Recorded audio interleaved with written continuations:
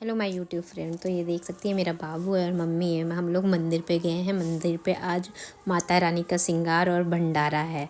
श्रृंगार के समय का आप देख सकते हैं, आगे के वीडियो में गाना चल रहा है। बहुत ही सुंदर माता का गीत प्रस्तुत किया गया। बहुत ही अच्छी सारे औरतें लोग गाना गा रही हैं और आगे पंडित जी, माता रानी का स्नान हो रहा है, इसलिए पंडित जी लोग भी अपना मंत्र उच्चारण कर रहे हैं और साथ में सारे लेडीज लोग माता रानी का श्रृंगार का गाना गा रही हैं। आप लोग सुन सकते हैं, बहुत ही खूबसूरत सा